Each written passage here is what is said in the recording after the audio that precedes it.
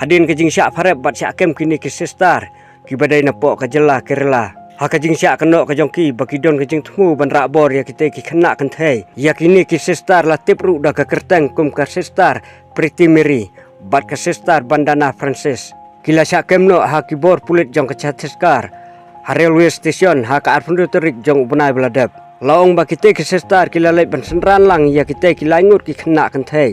Na Elikan Narayanpur Shah Akra. Henry haba kita ke sistar kila don hapok police station Chhattisgarh lawan rung kani ke beriau ke badai ru ke dekot jong ke Bajarang Dal kala berngem ru ya kini ki arngut ke sistar dah ke baong ru kumni lada pimia keren ngan prasendon ya ki dur khmat jong pi bat kala keno ru bahak pla jong kini ke sistar kadon ke dur jisu ke bible ke passbook ke ATM bat ke diary ke badon ki nembar bat ki kerteng jong ki lindok niam kani beriau jong ki Bajarang Dal kalau ong ru ngadai na kaseng Hindu ngelawan ban penim ya ke khun jonga pipat piawan ban penim ya no ong kani ke Hindu ko belatip ru dah ke kerteng kum ke Jyoti Sharma bala ong ru haba kita ki arngut ki sistar kila don hapatok kila Shah Pynthiah Madan do Bilat bat kimdon ru kamet ke Koit ke Khiah ya kani la yo jing tip ru na ke MP Berim ke Baranda Karat hadin bakal adap wan jengok ke jongka ya kita ki arngut ki sistar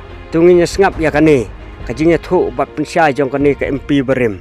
Nuns and against an Adivasi youth are totally manufactured. The charges against them are forcible conversion as well as human trafficking. The Adivasis who were with them have been Christians for many, many years. So where's the question of forcible conversion?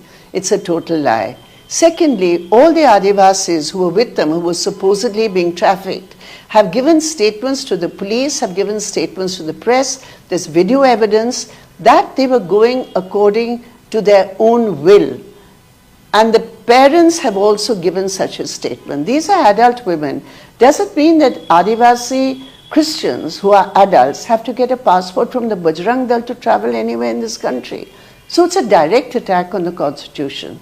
Since the case is so flimsy, and since the case was manufactured by the Bajrang Dal after a lot of violence perpetrated on the nuns and the Adivasis, the government of the BJP has now referred the case to the NIA.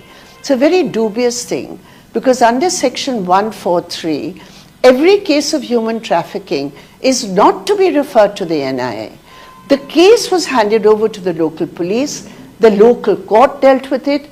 When it came to the Sessions Court, because the case is so flimsy, they've referred it to the NIA Special Court, so it becomes more difficult to get bail.